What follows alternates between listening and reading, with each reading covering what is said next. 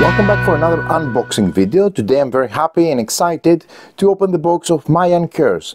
Mayan Curse is a puzzle adventure board game designed by Sylvain Plante and Joe Slack, and it's published by Crazy Like a Box. This is a company that brought us the Relics of Rajavihara, another fantastic puzzle type board game. If you haven't heard it, you should definitely check it out. So this game is a game that plays from 1 to 6 players, takes around 30 to 60 minutes, ages 8 and up, and the complexity is 2 out of 5.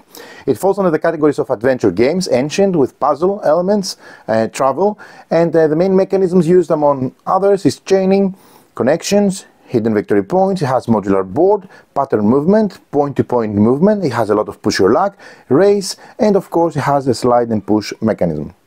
Now, in terms of theme, a group of archaeologists just made the headlines. After decoding the ancient Mayan manuscript, they found the location of a secret temple in the jungles of El Salvador. The document revealed the existence of an unknown secret city that can only be seen from the top of a large circular temple. The secret passage to reach the temple is set on a very large stone slabs sitting on stone rolls. These sit along ancient river believed to be the passage from the living world to the underworld. Slide stone slabs and race to create a path to discover stele monuments and perhaps even ascend the temple to view the ancient city and take a photograph. But beware of the boulders that will be triggered along the way. They may trap you forever if you don't move quickly back to the entrance. So let's dive directly into the components. I'm very excited about this game, not only because it's a fantastic puzzle game and has really amazing components and great value, but also it has I think 12, if I'm not mistaken, solo scenarios, so you can play it as a solo but also enjoy it with more players. So this is how the game looks at the back. Okay, it has very qualitative components and art by Miguel Coimbra, as you can see. Nice cover box. So in a quick nutshell, we can see that the rules are very simple. I had already the pleasure to read the rule book online before opening the box. So these are the components. You have the circular temple, which is this one. You have the different river boards that are put together to create, let's say, the passage. Your explorer starts from here and like trying to get as far as possible, collect knowledge via the source of these stele tokens, these monuments, which have different values hidden beneath them. Keep them hidden until the end of the game, possibly go all the way on the top of the temple to take a nice picture, which gives you an additional 15 victory points, and trying to make it out back at the entrance before these boulders roll and block your exit. So here's the setup, very straightforward. Here's a different setup based on the different number of players. I'm going to create a different video to show how the game plays and play through. But here's the objective, to try to accumulate as much hidden knowledge as possible. The round structure is very simple. Each round has 4 steps, so players all draw 3 sacred stones from this nice pouch. By the way, you'll see it's very qualitative. Then we go into the turns. In turns orders, each player takes a turn to do the following: to slide up to 3 slabs, then move using their 3 sacred stones, but maybe they use less. They then discard the sacred stones back into the bag, and then this is repeated until all players have done this. After the boulders are going to be checked for rolling out, and then we have the end of the round. Now, each step is explained. Again, it's not the point to explain the game how it works now, but just to show you the components. But very simple rules, and here is the solo mode, how you can play it solo, but also the solo scenarios, which you can enjoy for additional complexity and variety and challenge. Now, let's dive into the components. So first of all, we have the temple, sorry. And this is, I have to admit, one of the most thick boards, heavy and good looking piece of cardboard I've seen, and I've opened a large amount of boxes. And the reason I'm mentioning this is because these are rotating slabs, as you can see, and they also have, that's a nice touch, they have these nice rubbery handles that you can use them to rotate, because they always have to be aligned, so in a way that you have, as you can see here, the exits from this pathway. By the way, it's also recessed, as you can see. But if you rotate, let's say, the bottom one, all of the slabs on top are rotated, but if I'm rotating this one, you'll see that only the selected ones are rotated. Now, what's important are the symbols, the Mayan symbols that you see here, which also are linked with the mechanics of the game. We'll see that in a sec, but just as a nutshell, this is really heavy, thick, and overall great quality, and you can really understand that as soon as you take it into your hands. I mean, even this nice touched detail, it's really amazing, because I've seen games with circular boards, rotating boards, and they don't have this, and this creates a bit of difficulty because you need to do it by hand. As you can see here, this is like a charm. It works smoothly. Great development and production. Kudos to whoever was involved in this project. Now, so this is a temple which is going to be at the far, let's say, side of our temple run.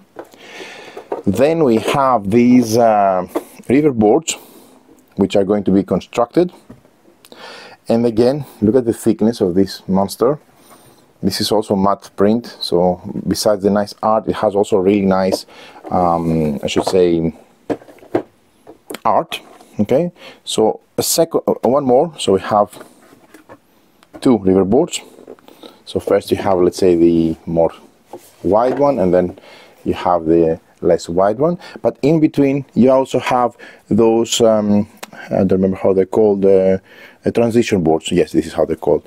So you have one for the entrance, you have one for the middle, and you have one for the end. And these are also recessed, as you can see, so they really connect very nice with the main board. So let me see how I'm going to actually do that. So it clicks. There you go. So it's like making a puzzle kind of a way. Okay. Then also this is going to be theoretically here in the middle. So it should be somehow like that. Okay. And then okay, I don't have enough space to fill everything, so you need a bit of wide area to do it sideways. But again, you're going to have in the middle connecting those two boards, and then the start tile in the same way before this first river board. Okay. Now, what else we find inside this box? So we find these passage slabs, which again, these are nice thick cardboard, and again they are, as you can see,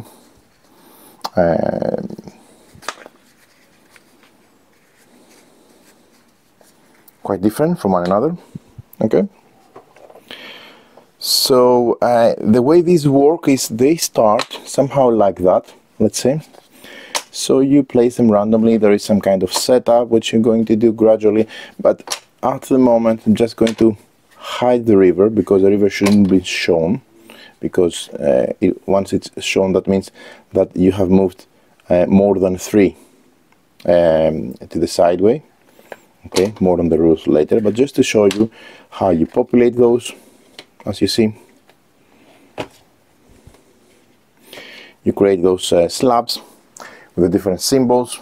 Okay, and then while you're moving, you can slide them and try to create a sequence of icons based on the sacred stones you draw from this bag, so that you can move along. Because if you have a corridor of the same symbol, you just spend, let's say, 1 green sacred stone, and then you can move all the way you want through this passage or corridor you have created.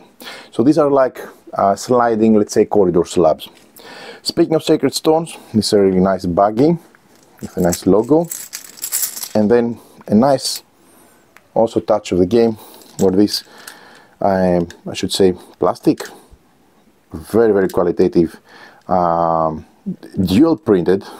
This is also something to be praised. I wouldn't expect most companies will print from both sides, because I know it has additional costs. So really nicely done. But look at the quality of those. These are very good quality, and of course very durable, because they are not cardboard. Okay, these dictate each player during this, the drawing step. They will draw 3 from the bag. and then they will try to make the best out of them by creating opportunities to move along. Right. But what are the players are doing? The players are doing this because during the course of the game we're going to populate, let's say, this run towards the Mayan temple with these monuments, these stele, these Mayan monuments, which, as you can see, there are 3 different types. These are amazing, really nicely printed, excellent detail, and they have secret hidden values beneath because they stand like statues or monuments like that, but they have different values there, varying depending on the type of monument. If I'm not mistaken, here are the ranges: the brown ones from 1 to 4, the gray ones from 2 to 5, and the beige from 3 to 6. But you don't really know what is the number beneath it, and you keep it hidden because at the end this is what you calculate, you accumulate, trying to win the game. So we have the gray ones, which are in the middle, and they are middle size. We have the beige one, the brown ones, which are on the first portion, so less value, smaller range, but really nice. And also I need to I want to mention, look at how beautiful these look. Again, printed from both sides. Again, different shape and color, but you see, smaller first encounter, second group encounter, and then we have the third one. Amazing quality, really amazing quality. So not only this game is very interesting in terms of gameplay, because I'm really drawn by the reading the rulebook, but it also has beautiful components, and I always like my games to look nice, especially on a nice puzzle game. You want it to look nice and thematic, and I think that they managed to nail it out of the park, knock it out of the park with this one, with this production. So really, really amazing quality. Right, then the cool thing that we have is these boulders. Okay, and some of those things were nicely, let's say, unlocked with stretch goals by crowdfunding. And again, look at how beautiful these boulders look like. These start from the middle area, and at some point they trigger because they have this, let's say, delaying tokens on them, stacked based on setup, and then they start to tumble towards the entrance, trying to block the players. Very, very nice push your luck element, and very nice mechanism, because if all 3 of them roll all the way in the entrance, then you're going to be blocked inside, and it doesn't matter if you manage to get a ton of hidden knowledge, because if you didn't make it out, you're sealed, lost forever, and no one will know about your success, and of course you will not survive. So really nice first player token. So these delay markers sit on top of those boulders. Okay, these are the photograph tokens, which are worth 15 points, and you have them there. So if a player manages to get in the middle, on the top of the temple, they're going to grab a whopping 15 victory points. You can either now have, as explorers, nice cute meeples, and I'm pretty sure I've seen somewhere a photo of Joe with this type of hat.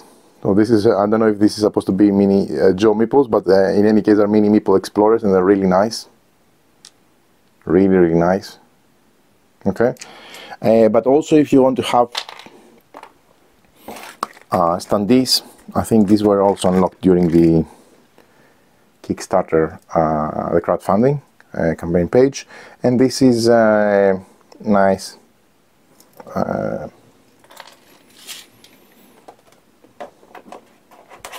Standees also. Another cool thing that the game is offering as a kind of help is, and these are the only cards that you have. You also have baggies, very nice insert as you have seen. Okay, but they offer one backpack to each player, and you can use it once per game for any of those 4. But you just, if you use it for a map, then you discard it. If you can use it for a compass, then you discard it. So you need to choose what you want to use it for, but it may get you out of some difficult situations, or if you combine it with your planned strategy for the round, you may get a really big boosted, I should say, turn. Okay, so there you have it. These are all the components. I know it doesn't look complete, but it takes quite a lot of space sideways, so you need But you don't have any other player boards, so theoretically, even though it has a lot of table surface, you don't need additional 4-player boards and mini boards. So I'm pretty cool with that, because some people are worried with how much space or surface area boards are expecting from in terms of table. But the most important thing is that I think it really looks really nice. And this is Mayan Curse. Stay tuned for more about the game. I'm really excited to try it out, and what I've read so far really captivated me, and I'm looking forward to share it with you. So many thanks for watching.